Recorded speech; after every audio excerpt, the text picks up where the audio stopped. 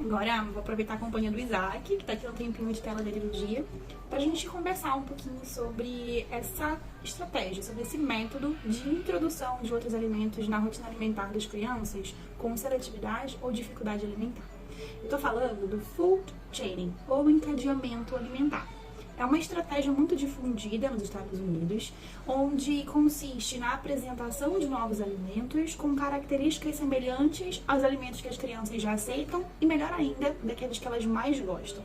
Então é muito interessante porque ele apresenta um formulário onde é possível selecionar ao preencher e avaliar quais são as categorias que as crianças gostam mais. Então, se ela prefere comida quente, morna ou fria, se ela prefere alimentos crocantes ou macios, pastosos ou líquidos, além de subcategorias dentro dessas também, o que é muito interessante. Depois que você avalia todo esse formulário, você precisa selecionar um ou dois alimentos que você quer introduzir. E aqui começa uma interpretação muito delicada dessa metodologia. Ela não propõe que você coloque um alimento que a criança precisa comer. Então a criança precisa comer fígado.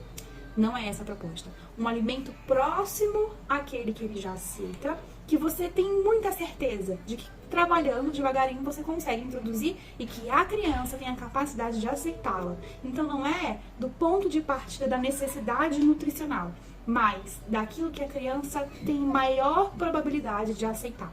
Por exemplo, a criança adora melancia, então a probabilidade de ela aceitar um melão pode ser maior se comparar a talvez uma banana, né? Então, tem que ter cuidado em relação a essa escolha, a essa composição da sua estratégia. Outra condição muito legal são critérios que eles estabelecem para que você faça de acordo com a evolução dessa introdução. Então, ele pede para você começar devagar e para que você seja muito paciente. Essa introdução é uma introdução gradual, uma introdução gradativa, que leva muito tempo, porque essa apresentação precisa ser muito delicada, né? E com o tempo você vai começar a mostrar que aquele alimento sempre esteve por ali.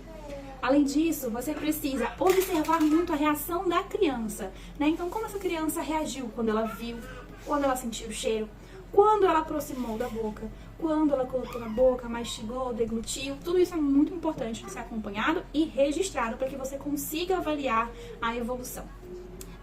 Sempre registrar essas reações, como a gente comentou, dar tempo para que essa criança explore o alimento que ela está sendo apresentada, né, para o qual ela está sendo apresentada naquele momento, e nunca, jamais insistir em que a criança coma aquele alimento. Existe uma hierarquia que está no livro Food Chaining, né?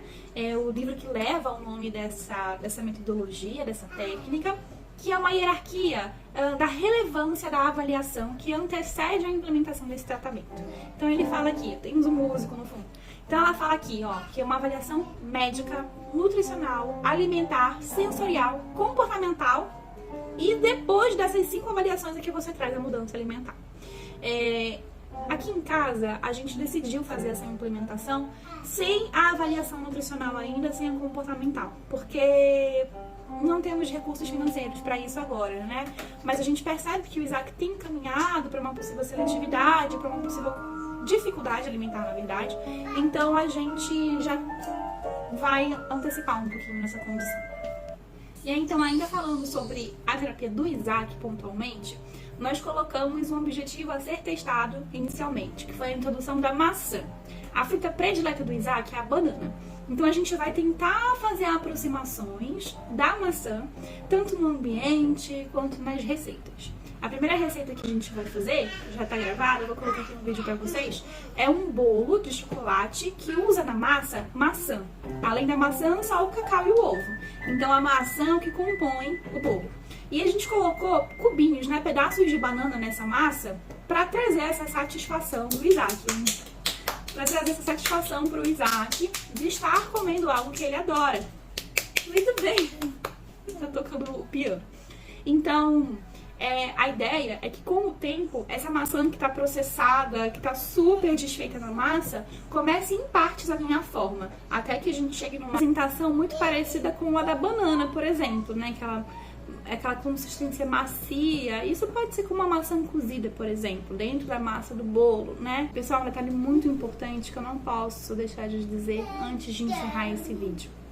essa metodologia e a implementação dela no seu dia a dia não substitui a necessidade de uma terapia alimentar, de forma alguma.